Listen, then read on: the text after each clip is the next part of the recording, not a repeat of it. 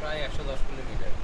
তো পাক্কা 4 ঘন্টার মতো পৌঁছে গেছি। অনেকটা টেনে দিয়েছি রাস্তা। আজকে আর জার্নি আছে আর 100 কিলোমিটার।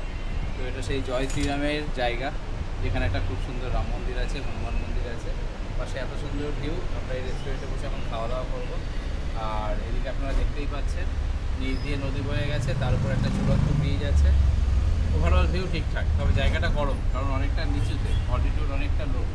তো এরপরে আমরা আস্তে আস্তে এগোবো কল্পার দিকে। কল্পা এখান থেকে 110 কিলোমিটার, 5-6 ঘন্টা হাতে নিয়ে ধীরে ধীরে আমরা যাবো। দেখতে থাকুন, সাথে থাকুন। এটা হলো সুলতাজ না এরকম কিছু একটা নাম নদীটার।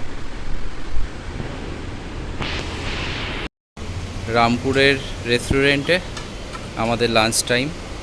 এগ ফ্রাইড রাইস 170, পরিমাণ যথেষ্টই আছে এখানে। আর সাথে এরকম ফিলিং টুমটি, কম্বিনেশন পুরো জমে ক্ষীর। তো আর কথা না বাড়িয়ে খাওয়া দাওয়াটা শুরু করি। তাড়াতাড়ি খেয়ে আমাদের আবার বেরোতে হবে। তো এই হচ্ছে ওভারঅল রেস্টুরেন্টের ভিউ, একদম প্রপার রামপুর।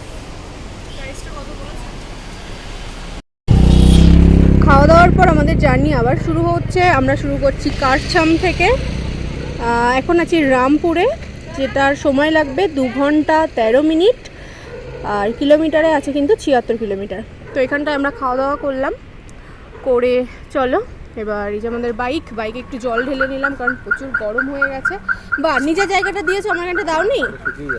কি গরম, মানে এরম দিলেই ছ্যাঁকা লাগছে। তো চলো বেরিয়ে পড়ি।